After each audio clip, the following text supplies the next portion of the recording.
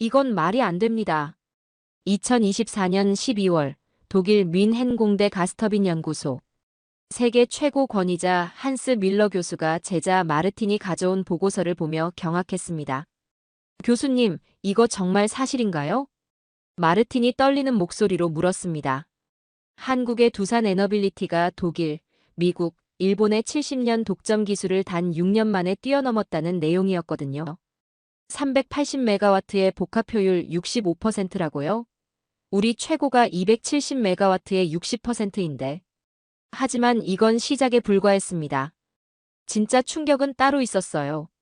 한국이 개발한 건 단순한 가스터빈이 아니라 전 세계 에너지 판도를 바꿀 에너지 혁명이었던 겁니다. 도대체 무슨 일이 벌어진 걸까요? 어떻게 한국이 유럽 200년 기술 역사를 하루아침에 뒤집을 수 있었을까요? 지금부터 그 믿을 수 없는 이야기를 공개합니다.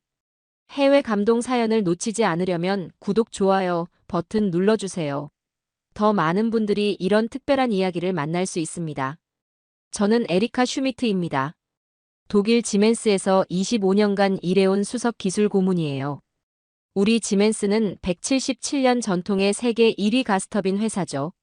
전 세계 시장의 35%를 장악하고 있었어요. 미국 GE가 30%, 일본 MHPS가 20%, 나머지 15%를 두고 다른 회사들이 경쟁하는 구조였습니다. 2019년 가을, 평범한 월요일 아침이었습니다.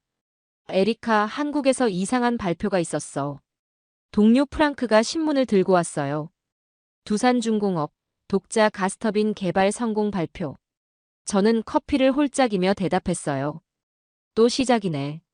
아시아 회사들이 맨날 하는 소리잖아. 중국도 그런 식으로 발표만 요란하게 하다가 결국 실패했고. 그런데 이번엔 좀 다른 것 같은데. 270메가와트급이라고 하네. 270메가와트? 우리랑 비슷한 급수네. 하지만 성능이 문제지. 출력만 크다고 되는 게 아니야. 그때는 정말 무시했어요. 한국 같은 나라가 우리 독일의 정밀 기술을 따라올 수 있을 거라고는 꿈에도 생각 못했거든요. 에리카, 그런데 좀 이상해. 그들이 우리 기술을 라이센스 받지도 않았대. 뭐? 그럼 어떻게 만들었다는 거야? 설마 독자 개발이라고 주장하는 건 아니겠지? 그게 독자 개발이래. 6년간 1조 원 투자했다고. 순간 뭔가 이상하다는 생각이 들었어요. 1조 원. 우리도 신형 개발에 5년간 8천억 원 썼는데 그들이 더 많이 투자했다고? 프랑크, 1조 원이면 우리 돈으로 얼마야? 대략 7억 5천만 유로 정도. 우리 R&D 예산보다 많은데? 설마 정말 성공할 수 있을까? 하지만 여전히 확신했어요. 가스터빈은 독일이 최고라고. 177년 전통이 하루아침에 무너질 리 없다고. 그해 겨울, 더 이상한 소식이 들려왔어요. 에리카, 한국이 김포에서 실증 운전 시작한다는데? 실증 운전이라고? 벌써? 보통 개발 완료 후 3년은 걸리는데.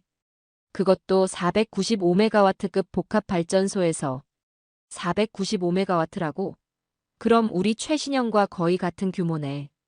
그때부터 불안하기 시작했어요. 뭔가 우리가 놓친 게 있는 건 아닐까? 프랑크, 혹시 우리가 한국을 너무 과소평가한 건 아닐까? 에리카, 너까지 그런 소리를 하면 안 되지. 우리가 177년간 쌓아온 기술인데. 하지만 마음 한구석이 계속 불안했어요. 2021년 봄, 드디어 현실이 되었어요. 에리카, 큰일 났어. 프랑크가 새파랗게 질린 채로 뛰어왔습니다.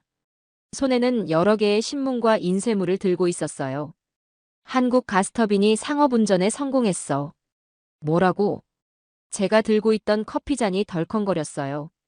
김포열병합 발전소에서 완벽하게 돌아가고 있다는데. 그것도 아무 문제 없이. 제가 급하게 인터넷을 검색해봤어요. 정말로 한국 뉴스에 대서특필되어 있었습니다. 세계 5번째 가스터빈 기술 보유국. 한국의 쾌거.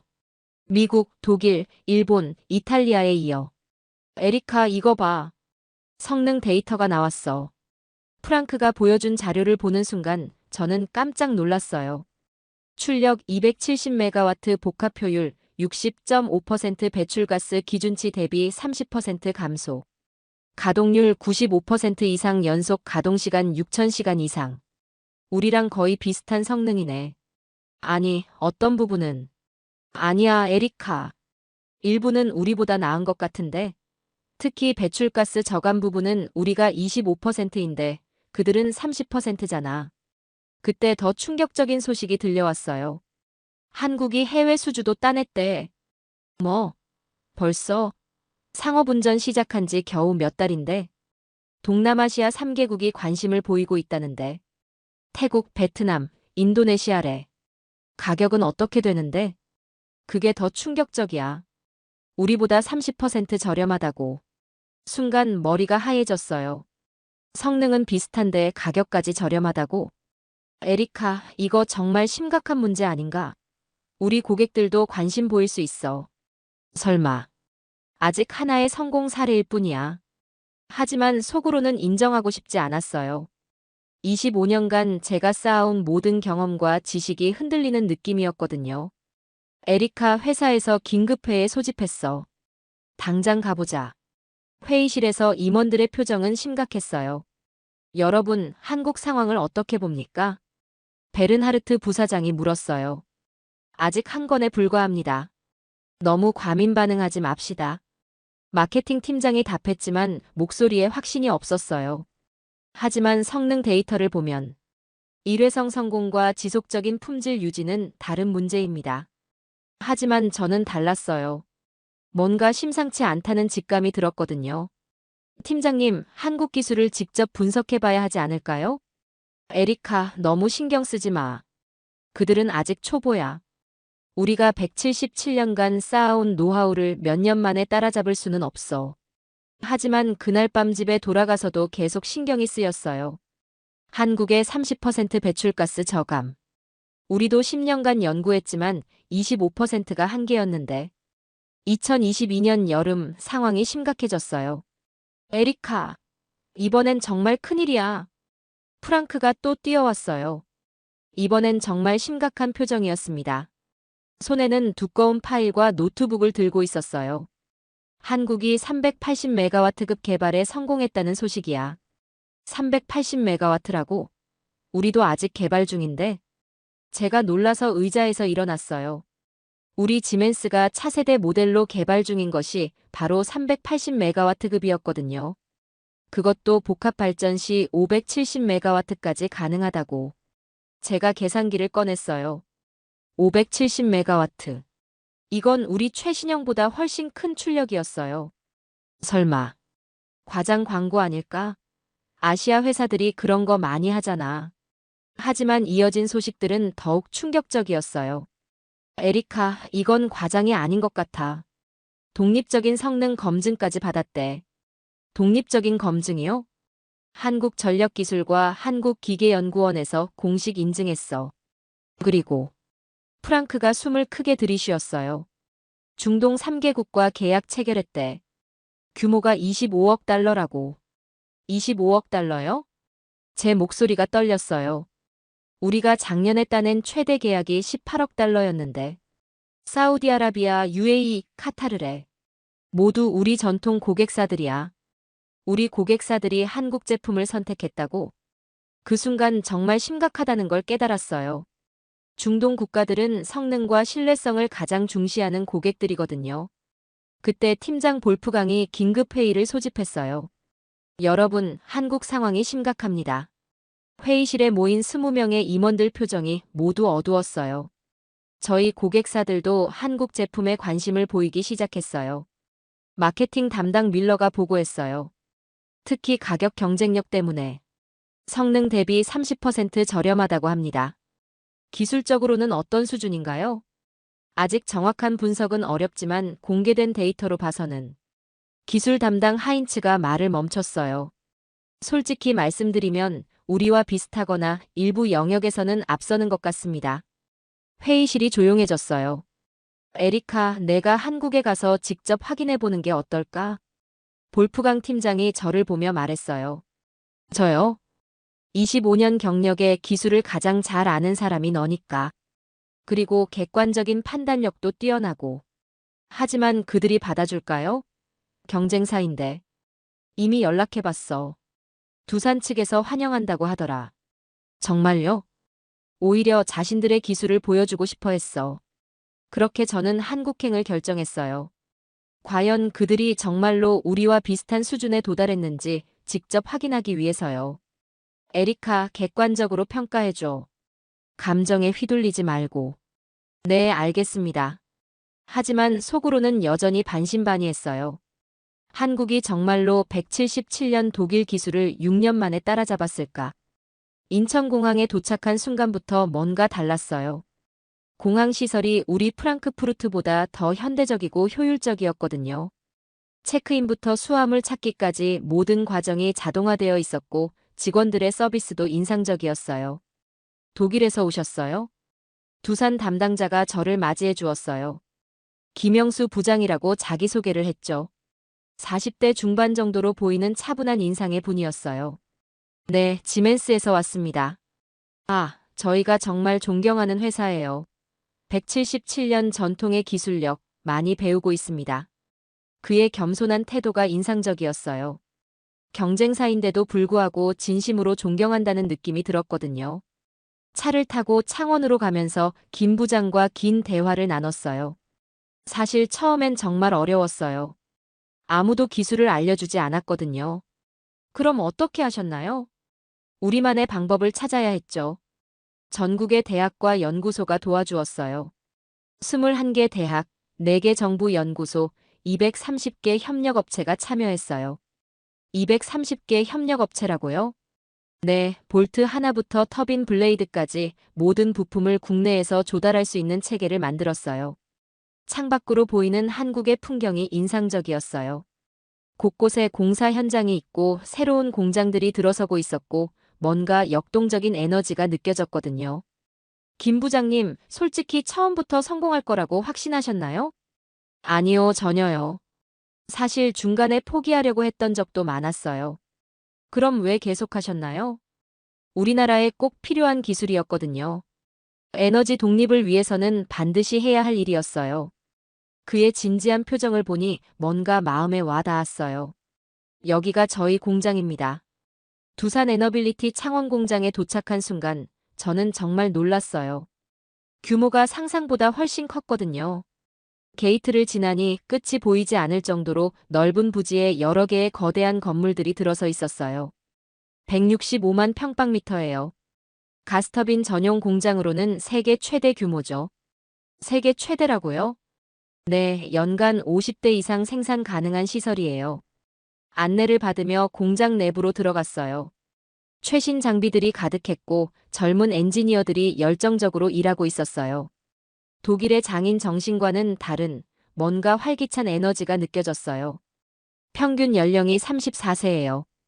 아마 세계에서 가장 젊은 가스터빈 개발팀일 거예요. 34세라고요? 우리는 평균 48세인데. 젊은 인재들이 새로운 아이디어를 많이 제안해 주세요. 기존 틀에 얽매이지 않고요. 연구소 건물로 이동하는데 건물 자체도 인상적이었어요. 유리로 된 현대적인 외관의 내부는 개방적인 구조로 되어 있었죠. 이 연구소에만 1,500명의 연구원이 있어요. 1,500명이요? 네, 박사급이 300명, 석사급이 800명, 나머지는 학사급이에요. 연구소에서 박민준 박사를 만났어요. 38세의 젊은 박사였는데 첫인상부터 범상치 않았어요. 눈빛이 정말 똘똘하고 자신감이 넘쳤거든요. 슈미트 박사님, 진심으로 환영합니다. 저희 기술을 보여드리고 싶어요. 감사합니다. 사실 정말 궁금했어요. 독일 지멘스에서 오신다고 하니 저희 팀원들이 모두 긴장하고 있어요. 세계 최고 기술을 가진 분이 오신다고. 그의 겸손하면서도 자신감 있는 태도가 인상적이었어요. 먼저 이걸 보시죠. 박민준 박사가 거대한 홀로그램을 띄웠어요. 380메가와트급 가스터빈의 3D 모델이 공중에 나타났는데 구조가 우리와 완전히 달랐어요. 제가 25년간 봐온 어떤 설계와도 달랐죠. 이건 어떤 방식인가요? 저희가 개발한 하이브리드 냉각 시스템이에요. 박사가 설명하기 시작했는데 정말 놀라웠어요. 기존 방식의 한계를 극복하기 위해 완전히 새로운 접근을 했어요. 독일이나 미국 방식을 참고하지 않고 처음부터 다시 설계했죠. 홀로그램이 회전하면서 내부 구조를 보여줬어요. 냉각 경로가 기존의 직선형이 아니라 나선형으로 되어 있었어요. 냉각 효율을 40% 높이면서도 부품 수를 30% 줄였어요. 어떻게 그런 게 가능한가요? 냉각 효율과 부품 수는 보통 반비례 관계인데, 그게 저희의 핵심 아이디어예요. 하나의 부품이 여러 기능을 동시에 수행하도록 설계했어요. 박사가 홀로그램을 확대하자 블레이드의 미세한 구조가 보였어요. 이 블레이드 하나에 냉각, 진동 제어, 소음 감소 기능이 모두 들어있어요. 대단하네요. 이런 아이디어는 어떻게? 6년간 수천 번의 시뮬레이션과 실험을 거쳤어요. 실패를 두려워하지 않았죠. 그때 실물을 가져왔어요. 터빈 블레이드였는데, 이건 정말 아름답네요. 25년간 가스터빈을 봐왔지만 이렇게 정밀하고 우아한 블레이드는 처음이었어요. 표면이 거울같이 매끄러우면서도 복잡한 내부 구조가 투영되어 보였어요. 1650도에서 작동할 수 있어요. 저희만의 소재 기술이죠. 1650도요? 우리가 1520도인데 130도나 높네요. 네, 그리고 수명도 기존 대비 50%더 길어요. 8000시간 연속 가동이 가능해요. 제가 급하게 계산해봤어요. 우리 최신형이 5000시간인데. 박사님, 혹시 이 소재 기술은 어디서? 30년간 축적한 국내 소재 연구소들의 기술을 집약했어요. 포스코, LG화학, 삼성전자 등이 참여했죠.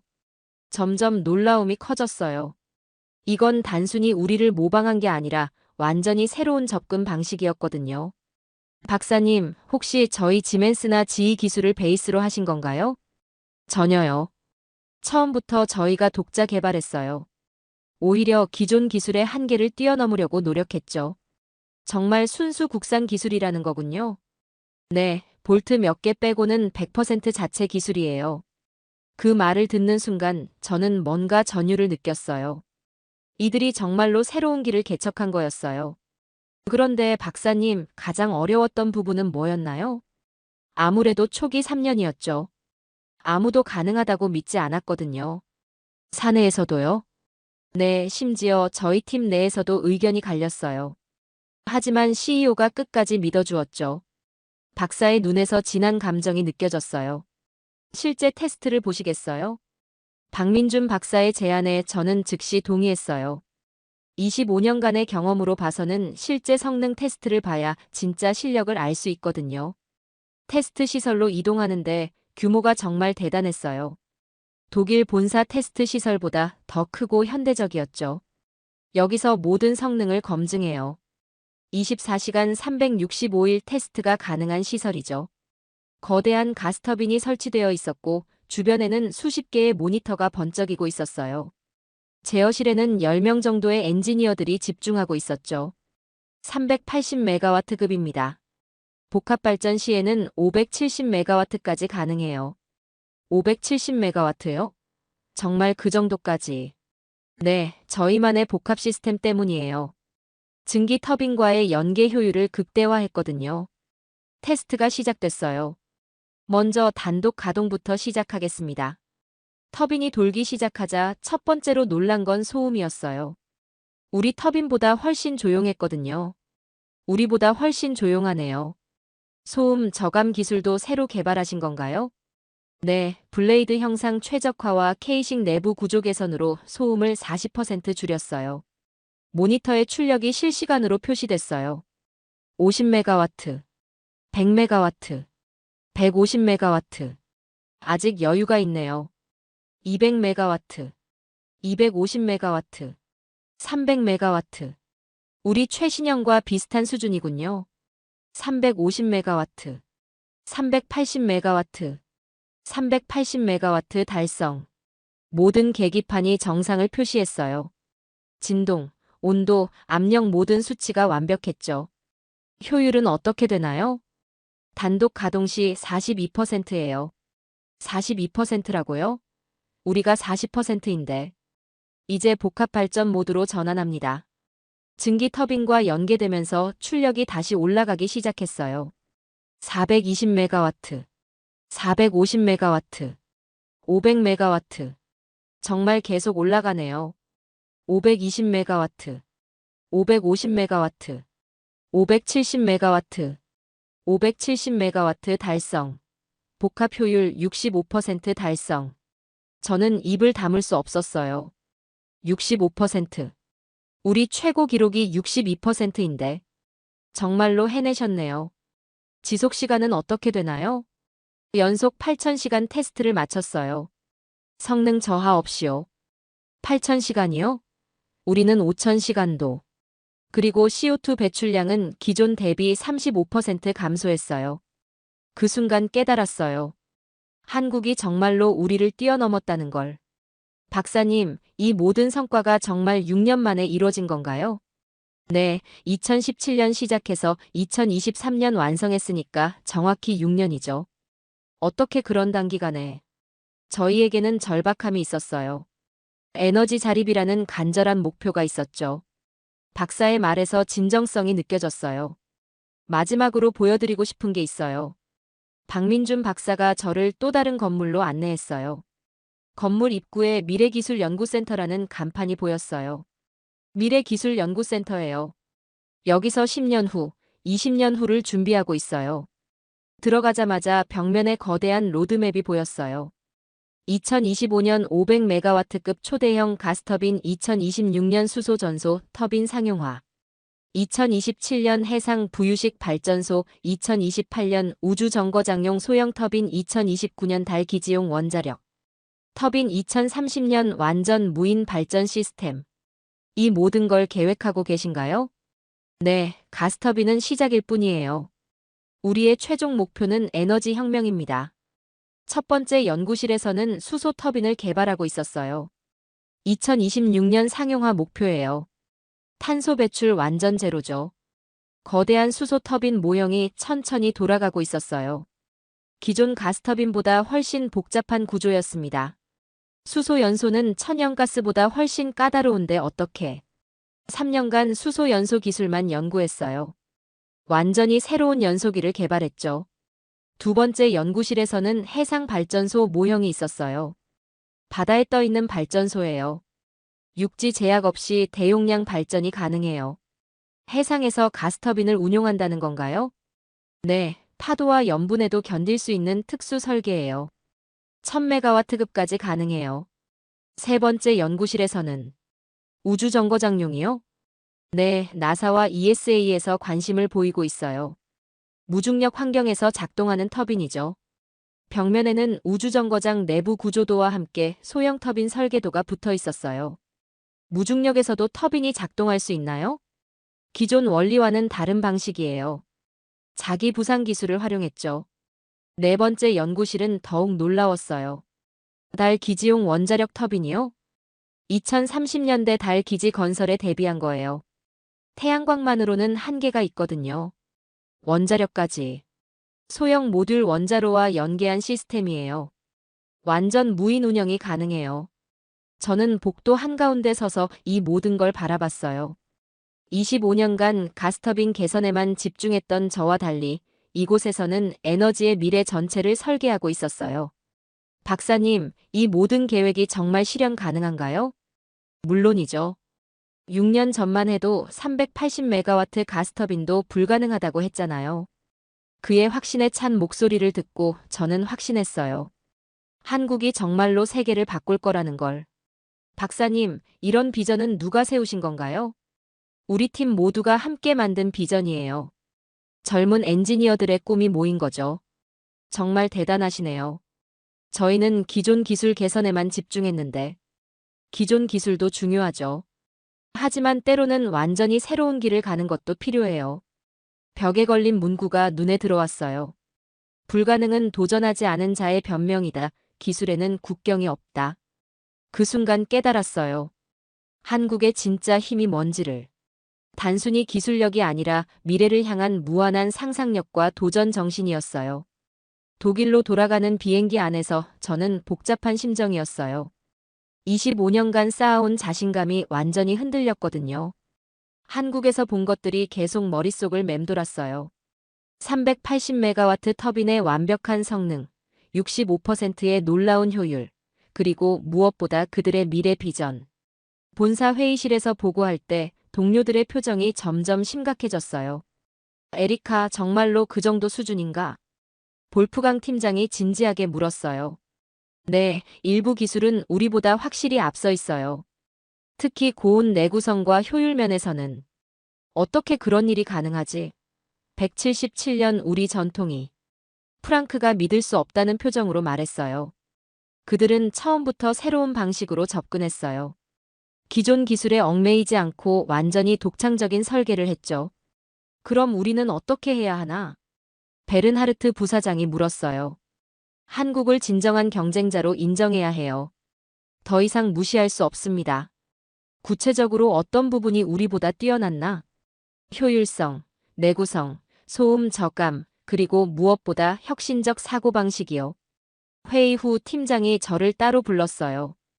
에리카, 솔직한 평가를 해봐. 감정을 배제하고. 한국은 이제 우리의 가장 강력한 경쟁자예요. 어떤 면에서는 우리를 넘어섰습니다. 정말로? 네, 특히 혁신적 사고와 실행력에서는 오히려 배울 점이 많아요. 그럼 우리는 뭘 해야 할까? 기존 방식을 고수할 게 아니라 완전히 새로운 접근이 필요해요. 한국처럼 젊은 인재들에게 과감하게 기회를 주고 실패를 두려워하지 않는 문화를 만들어야 해요. 그 후 몇 달간 업계 분위기가 완전히 바뀌었어요. 한국을 무시하던 분위기에서 경계하고 연구하는 분위기로 변했죠. 심지어 우리 회사에서도 한국어 교육을 시작했어요. 2024년 말 결정적인 소식이 들려왔어요. 에리카, 한국이 유럽 시장에 진출한대. 프랑크가 또다시 뛰어왔어요. 뭐라고? 독일 에너지 회사 세 곳이 한국 가스터빈 도입을 검토 중이래. 우리 본고장에서? 네, RWE, 이온, MBW 모두 관심을 보이고 있대요. 이유가 뭔데? 가격 경쟁력과 성능, 그리고 애프터 서비스까지. 모든 면에서 우리보다 유리하다는 평가예요. 그 순간 깨달았어요. 게임이 완전히 바뀌었다는 걸. 더 충격적인 소식도 들려왔어요. 에리카, 우리 회사에서 한국과 기술 협력을 검토 중이래. 기술 협력이요? 네, 특히 차세대 수소 터빈 분야에서 공동 개발을 제안했대요. 우리가 한국에 협력을 제안한다고? 177년 만에 처음 있는 일이래요. 지금 저는 한국을 진심으로 존경해요. 그들이 보여준 건 단순한 기술이 아니라 도전 정신이었거든요. 불가능해 보이는 일도 포기하지 않고 끝까지 해내는 그 정신. 25년 전 젊은 엔지니어였던 저도 그런 열정이 있었는데 언제부턴가 안주하고 있었던 것 같아요. 기존 기술 개선에만 만족하고 새로운 도전을 피하고 있었죠. 한국을 보면서 다시 배우게 됐어요. 기술에는 국경이 없고 열정과 도전 정신 앞에서는 177년 전통도 무의미하다는 걸. 지난달에는 제가 직접 한국 연수 프로그램을 제안했어요. 우리 젊은 엔지니어들이 한국에서 배울 필요가 있어요. 정말로? 네, 새로운 사고방식과 접근법을 배워야 합니다. 회사에서 승인해줬고 내년부터 매년 10명씩 한국 연수를 보내기로 했어요. 한국은 이제 우리가 따라가야 할 나라가 되었어요. 그리고 그들의 다음 도전이 무엇일지 정말 궁금해요. 수소터빈, 해상발전소, 아니면 우주기지용 터빈. 분명히 또 한 번 세상을 놀라게 할 테니까요. 박민준 박사가 마지막에 한 말이 계속 생각나요. 저희는 불가능을 가능으로 만드는 데 익숙해요. 그 한마디에 한국의 모든 것이 담겨 있었어요. 6년 만에 177년 독일 기술을 뛰어넘은 비결 380메가와트에서 570메가와트까지 끌어올린 혁신, 그리고 우주까지 바라보는 무한한 상상력. 한국, 정말 대단한 나라입니다. 그들이 보여준 6년의 기적은 우리에게 큰 교훈을 남겼어요. 기술은 전통이 아니라 열정으로 만들어진다는 것을, 그리고 불가능은 도전하지 않은 자의 변명일 뿐이라는 것을요. 이제 저도 다시 도전하고 싶어요. 25년 경력의 베테랑이지만 한국의 젊은 엔지니어들처럼 새로운 꿈을 꾸고 싶습니다. 한국이 증명했듯이 나이도 전통도 진정한 혁신 앞에서는 장벽이 될 수 없으니까요. 이것이 바로 한국이 세계에 보여준 진짜 기적입니다. 한국개 3마리가 해발 4,500m에서 살아남을 리 없습니다. 영국 히말라야 연구소 소장 에밀리 스노우 박사가 단호하게 말했습니다. 라이벌 연구소가 그녀의 15년 연구를 문화적 편견이라고 공격했거든요. 좋습니다.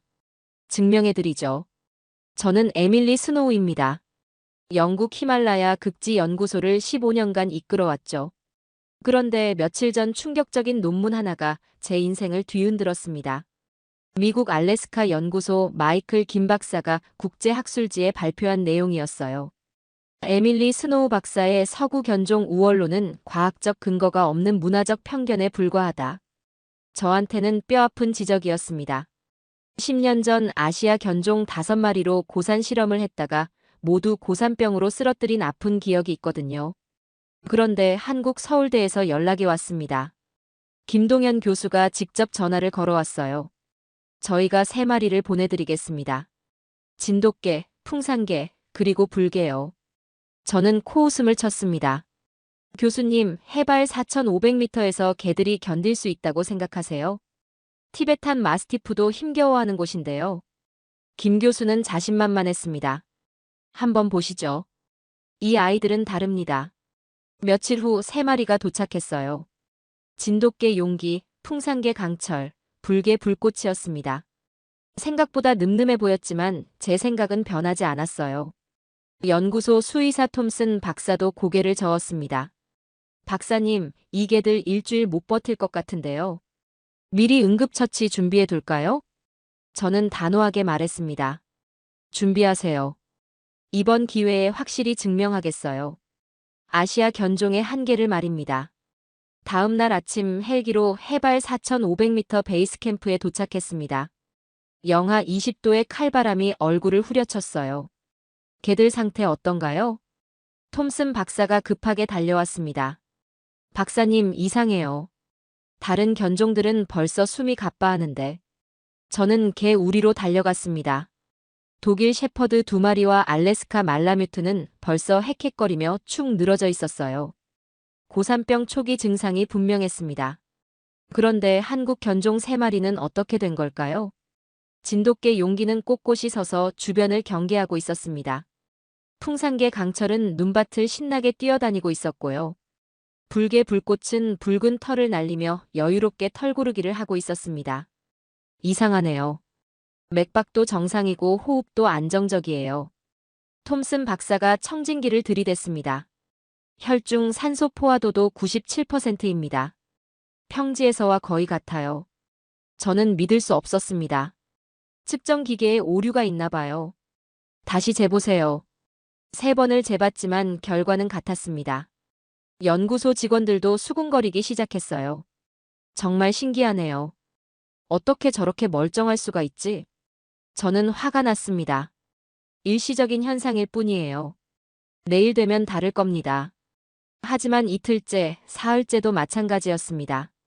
한국 견종들은 오히려 더 활발해지는 것 같았어요. 연구소 막내 연구원 제임스가 조심스럽게 말했습니다. 박사님, 이 개들 정말 특별한 것 같은데요. 저는 단호하게 고개를 저었습니다. 절대 그럴 리 없어요. 분명히 이유가 있을 겁니다. 실험 시작 5일째 되던 밤이었습니다. 저녁 식사를 마치고 데이터를 정리하고 있는데 갑자기 3마리가 이상한 행동을 보이기 시작했어요. 용기가 계속 하늘을 올려다보며 낑낑거렸습니다. 강철은 안절부절 못하며 연구소 문 앞에서 서성거렸고요. 불꽃은 귀를 쫑긋 세우고 산 위쪽을 뚫어져라 쳐다보고 있었어요. 왜 저러는 거죠? 제임스가 신기해했습니다. 저는 무심코 대답했어요. 개들이 예민하게 굴 때가 있어요. 별거 아닐 겁니다. 그런데 3마리가 동시에 짖기 시작했습니다. 평소와는 다른 급박한 울음소리였어요. 용기가 제 바지를 입으로 잡아당겼습니다. 강철은 연구소 출입문을 앞발로 긁어댔고요. 불꽃은 계속 산 쪽을 보며 으르렁거렸습니다. 이상하네요. 뭔가 위험을 경고하는 것 같은데요. 톰슨 박사가 걱정스럽게 말했습니다. 저는 고개를 저었어요. 그럴 리 없어요. 걔들이 뭘 안다고. 바로 그때였습니다. 새벽 4시 갑작스런 굉음에 모든 게 흔들렸어요. 눈사태다. 연구소 건물이 흔들렸습니다. 밖을 보니 거대한 눈덩어리가 베이스 캠프 쪽으로 밀려오고 있었어요. 모든 인원 대피. 혼란 속에서 제임스 연구원이 실종됐습니다. 눈사태에 휩쓸려 매몰된 게 분명했어요. 구조팀을 부르세요. 하지만 날씨가 너무 악화돼서 헬기 출동이 불가능했습니다. 그때 진돗개 용기가 즉시 행동에 나섰어요. 코를 땅에 대고 냄새를 맡더니 한 방향으로 달려가는 거예요. 풍산개 강철이 용기를 따라 나섰습니다. 눈을 헤치며 파기 시작했어요. 불개 불꽃은 주변을 빙빙 돌며 다른 위험 지역을 확인하고 있었고요. 설마. 저는 황급히 따라갔습니다. 용기가 파는 곳에서 미약한 신음소리가 들렸어요. 여기 있어요. 제임스가 여기 있어요. 강철이 강력한 앞다리로 눈을 파내기 시작했습니다. 불꽃은 계속 주변을 경계하며 우리를 보호하고 있었어요. 30분 만에 제임스를 구출했습니다. 다행히 큰 부상은 없었어요. 톰슨 박사가 놀란 목소리로 말했습니다. 박사님, 이 개들이 미리 알고 있었던 것 같아요. 몇 시간 전부터 계속 경고하고 있었잖아요. 제임스가 떨리는 목소리로 말했습니다. 맞아요. 제가 무시하지 말고 들었어야 했는데. 저는 할 말을 잃었습니다. 이건 우연이 아니었어요. 연구소 직원들이 웅성거렸어요. 정말 대단한 개들이네요. 우리 생명을 구해준 거잖아요. 저는 여전히 인정하고 싶지 않았습니다. 우연히 냄새를 맡았을 뿐이에요. 별거 아닙니다. 구조 작업이 끝나고 다음 날 예상치 못한 방문객이 찾아왔습니다. 70대로 보이는 히말라야 원주민이었어요. 안녕하세요. 저는 텐징 노르가이입니다. 그는 유창한 영어로 자기소개를 했습니다. 어제 눈사태 소식을 듣고 왔어요. 모두 무사하신가요? 저는 고개를 끄덕였습니다. 다행히 큰 부상자는 없었어요. 그런데 어떻게 여기까지 오셨죠? 텐징이 한국 견종 3마리를 바라보더니 눈이 휘둥그레졌습니다. 어머나, 이게 정말 그는 천천히 개들에게 다가갔어요. 용기가 꼬리를 흔들며 텐징을 반겼습니다. 이 개들 한국에서 온 거죠? 제임스가 대답했습니다. 네, 맞아요. 어떻게 아셨어요? 텐징의 눈에 눈물이 고였습니다. 70년 전 제가 어린 시절에 본 적이 있거든요. 모든 사람들이 집중했습니다. 1950년대였어요. 한국에서 큰 전쟁이 일어났을 때 말입니다. 유엔군 부대와 함께 개 한 마리가 이 산에 왔었어요. 텐징이 강철의 머리를 쓰다듬으며 말했습니다. 그 개와 똑같이 생겼어요. 하얀 털의 늠름한 모습까지. 톰슨 박사가 놀라며 물었습니다. 그 개가 여기서 살았다고요? 6개월 동안 우리 마을에 있었어요. 혹독한 겨울을 나면서도 끝까지 주인을 기다렸죠. 텐징이 용기를 바라보며 말했습니다. 그리고 이 개처럼 영리했어요. 눈사태가 오기 전에 미리 알려주고 길 잃은 사람들을 찾아주고. 저는 가슴이 두근거렸습니다. 그럴 리가. 텐징이 제게 말했습니다. 우리는 그 개를 용감한 영혼이라고 불렀어요. 마을 사람들 모두가 존경했죠. 불꽃이 텐징 옆에 앉자 그가 부드럽게 등을 쓰다듬어 줬습니다. 이 개들도 그때와 똑같은 기운이 느껴져요. 마치 산의 정령 같달까요? 연구소 직원들이 감탄했습니다. 정말 신기한 이야기네요. 한국 개들이 히말라야에서 살아남을 수 있다니. 저는 혼란스러웠습니다. 제가 알고 있던 모든 것들이 흔들리고 있었어요. 텐징이 마지막으로 말했습니다. 이 개들은 특별해요. 산이 인정한 개들이거든요. 텐징이 떠난 지 이틀 후 무서운 일이 벌어졌습니다. 새벽 5시쯤이었어요. 갑자기 연구소 주변에서 이상한 소리가 들렸습니다. 뭔가 무거운 것이 눈을 밟는 소리였죠. 용기가 먼저 알아챘습니다. 귀를 쫑긋 세우더니 낮게 으르렁거리기 시작했어요. 강철과 불꽃도 즉시 경계 자세를 취했습니다. 뭔가 있는 것 같은데요. 제임스가 창밖을 내다봤습니다. 아무것도 안 보이는데. 바로 그때였습니다. 연구소 뒤편에서 거대한 그림자가 나타났어요. 저게 뭐죠? 톰슨 박사가 망원경을 들여다봤습니다. 눈표범이에요. 엄청 큰 놈이네요. 모든 사람들이 긴장했습니다. 눈표범은 히말라야에서 가장 위험한 포식자 중 하나거든요. 눈표범이 천천히 연구소 쪽으로 다가왔습니다. 회색 털에 검은 반점이 선명했어요. 크기만 해도 웬만한 중형견만큼 컸습니다. 문 잠가요. 빨리. 모든 사람들이 실내로 피했습니다. 그런데 3마리 한국 견종들은 도망가지 않았어요. 오히려 연구소 앞에 일렬로 서서 눈표범과 마주했습니다. 위험해요. 개들을 안으로 데려와야 해요. 제가 밖으로 나가려 했지만 톰슨 박사가 막았습니다. 너무 위험해요, 박사님. 용기가 앞장서서 눈표범을 정면으로 바라봤습니다. 강철은 왼쪽으로, 불꽃은 오른쪽으로 움직이며 포위 진영을 만들었어요. 눈표범이 위협적으로 으르렁거렸습니다. 날카로운 이빨이 드러났죠. 그 순간 용기가 짧고 강렬하게 짖었습니다. 마치 신호를 주는 것 같았어요. 강철이 왼쪽에서 견제했고 불꽃이 오른쪽에서 기습했습니다. 용기는 정면에서 눈표범의 주의를 끌었어요. 눈표범이 먼저 공격했습니다. 번개처럼 빠른 속도로 용기를 향해 뛰어들었어요. 하지만 용기가 재빠르게 몸을 비켰습니다. 눈표범의 발톱이 허공을 갈랐죠. 그 틈을 놓치지 않고 강철이 측면에서 달려들었습니다. 눈표범의 옆구리를 강하게 들이받았어요. 눈표범이 비틀거렸습니다. 하지만 곧 균형을 잡고 강철을 향해 발톱질을 했어요.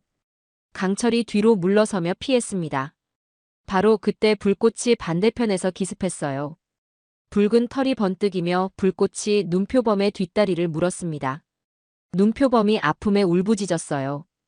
뒤돌아서 불꽃을 향해 발톱을 휘둘렀지만 불꽃은 이미 빠져나간 후였습니다. 이번엔 용기가 정면에서 달려들었어요. 눈표범의 목 부분을 겨냥했지만 눈표범이 앞발로 강하게 후려쳤습니다. 용기가 옆으로 튕겨져 나가며 눈밭에 굴렀어요. 용기! 제가 소리쳤습니다. 하지만 용기는 금세 일어나서 다시 전투 자세를 취했어요. 3마리가 다시 포위 진영을 만들었습니다. 이번엔 더 조직적으로 움직였어요. 강철이 정면에서 눈표범의 시선을 끌었습니다. 그 사이 용기와 불꽃이 좌우에서 동시에 덤벼들었어요. 눈표범이 혼란스러워했습니다. 3 방향을 한꺼번에 막을 수 없었거든요. 용기가 눈표범의 앞다리를 물었고 불꽃이 꼬리 부분을 공격했어요. 강철은 정면에서 위협적으로 으르렁거렸습니다. 놀라운 팀워크였습니다. 마치 수백 번 연습한 것처럼 완벽했어요. 눈표범이 결국 포기했습니다. 혼자서는 3마리를 상대할 수 없다는 걸 깨달은 거죠. 몇 번 더 허공에 발톱질을 한 후 천천히 뒷걸음치더니 산 위로 사라져버렸어요. 3마리가 승리의 지짐을 울렸습니다. 다행히 큰 부상은 없었어요. 제임스가 감탄했습니다. 정말 대단해요. 어떻게 저런 팀워크가 가능하죠? 톰슨 박사도 놀라워했습니다. 눈표범을 물리치다니. 믿을 수 없어요. 저는 할 말이 없었습니다. 이제 더 이상 우연이라고 할 수 없었어요. 나흘 후 밤, 이번엔 눈표범이 혼자 오지 않았어요. 새끼 2마리를 데리고 나타났습니다. 박사님, 눈표범이 다시 왔어요. 제임스가 다급하게 소리쳤습니다. 창밖을 보니 지난번보다 훨씬 위험해 보였어요. 어미 눈표범의 눈에 분노가 가득했습니다. 새끼들을 보호하려는 모성 본능까지 더해져서 더욱 공격적이었죠. 3마리가 다시 나섰지만 이번엔 상황이 달랐어요. 상대가 3마리나 됐거든요. 용기가 어미 눈표범과 대치했습니다. 강철과 불꽃은 새끼들을 견제했어요. 하지만 새끼라고 해도 만만치 않았습니다. 이미 어느 정도 자란 상태였거든요. 어미 눈표범이 용기를 향해 거칠게 달려들었어요. 이번엔 정말 죽기 살기였습니다. 용기가 필사적으로 버텼지만 밀리기 시작했습니다. 그때 저도 모르게 밖으로 뛰어나갔어요. 안 돼. 위험해. 톰슨 박사가 말렸지만 이미 늦었습니다. 제가 손에 들고 있던 랜턴을 눈표범을 향해 던졌어요. 어미 눈표범이 잠깐 주춤했습니다. 그 틈에 용기가 반격했습니다. 강철과 불꽃도 새끼들을 몰아붙였어요. 제가 근처에 있던 쇠막대기를 집어들었습니다. 함께 싸우자. 저는 세 마리와 어깨를 나란히 했습니다. 처음으로 이 개들을 동료라고 느꼈어요. 강철이 제 옆에서 용감하게 버텼습니다. 불꽃은 제 뒤를 지켜주었고요. 용기는 여전히 앞장서서 어미 눈표범과 맞서고 있었습니다. 우리는 하나가 되어 싸웠어요. 어미 눈표범이 저를 향해 발톱을 휘둘렀습니다. 아찔한 순간이었어요. 그때 강철이 제 앞을 가로막았습니다. 발톱이 강철의 어깨를 스쳤어요. 강철! 제가 소리쳤습니다. 하지만 강철은 꿋꿋이 버텼어요. 그 모습을 본 어미 눈표범이 잠깐 망설였습니다. 강철의 용기에 움찔한 것 같았어요. 용기가 큰 소리로 짖었습니다. 마치 우리가 이겼다고 선언하는 것 같았어요. 어미 눈표범이 천천히 물러서기 시작했습니다.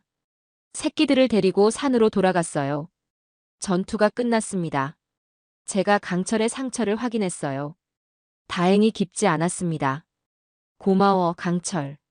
내가 날 구해줬구나. 그때 비로소 깨달았습니다. 이 개들은 단순한 실험 동물이 아니었어요. 진정한 동료였습니다. 3주간의 실험이 끝났습니다. 마지막 날 아침, 텐징이 다시 찾아왔어요. 이번에는 마을 사람들과 함께였습니다. 이 개들을 축복해 주러 왔어요. 텐징이 세 마리 앞에 무릎을 꿇고 기도를 올렸습니다. 용감한 영혼들이 다시 돌아왔습니다. 산의 신이 이들을 보호해 주시길. 마을 사람들도 함께 기도했어요. 진돗개 용기, 풍산개 강철, 불개 불꽃은 조용히 서 있었습니다. 마치 축복을 받아들이는 것 같았어요. 텐징이 저에게 말했습니다. 박사님도 이제 알았겠죠?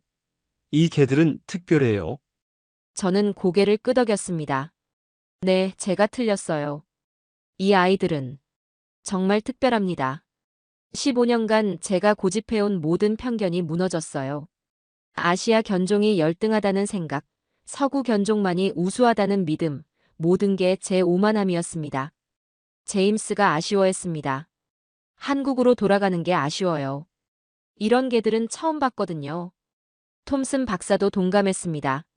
정말 대단한 친구들이었어요. 우리가 배운 게 더 많은 것 같아요. 세 마리의 협동심. 정말 감동했습니다. 헬기가 도착했습니다. 세 마리를 한국으로 데려갈 시간이었어요. 저는 한 마리씩 안아주었습니다. 용기야, 내가 우리를 지켜줘서 고마워. 강철아, 나를 구해줘서 고마워. 평생 잊지 않을게. 불꽃차, 내 용기 덕분에 내가 달라졌어. 세 마리가 제 손을 핥아주었어요. 마치 괜찮다고 말하는 것 같았습니다. 텐징이 마지막으로 말했습니다. 이 이야기를 우리 후손들에게 전하겠어요. 한국에서 온 용감한 개들이 히말라야를 정복한 전설로 말이죠.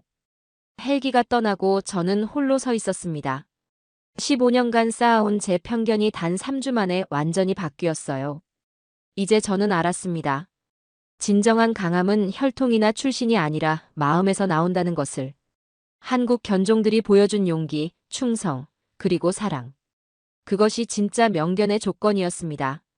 멀어져가는 헬기를 바라보며 저는 다짐했습니다. 앞으로는 절대 편견으로 누군가를 판단하지 않겠다고.